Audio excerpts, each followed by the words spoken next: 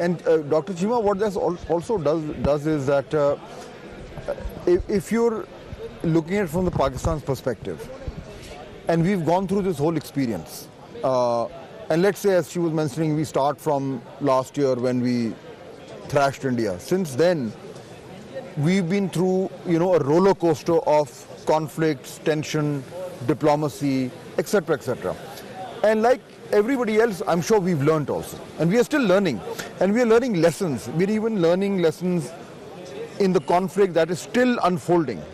So I think in the last year or so, if you look at it from Pakistan's point of view or Pakistani state's point of view, what key things can you draw out?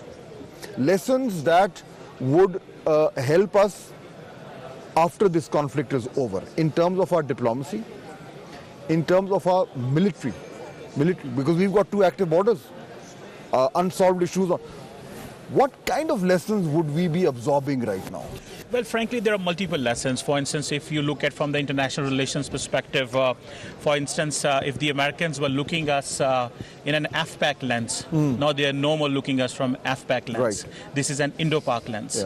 Yeah. Then you come up that we, for all these years, we were performing as if this is a country where this is already being challenged by the security issues we were facing. But now it is being seen that you remember we pitched ourselves into the shape of geoeconomics. So now we are no more a country that is being looked from South Asian lens.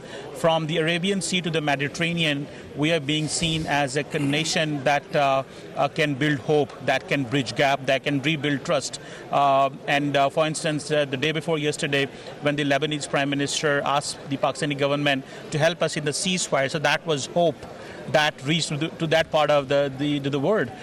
So even in North Africa, if you just see that the field marshal was there, he engaged with many countries there. You remember we got closer with the Egyptians. That was not the case, a few months or years back.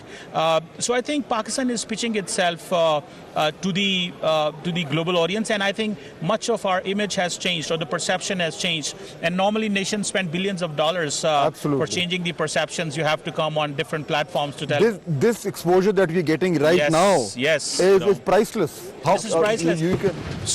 So this is priceless, absolutely right.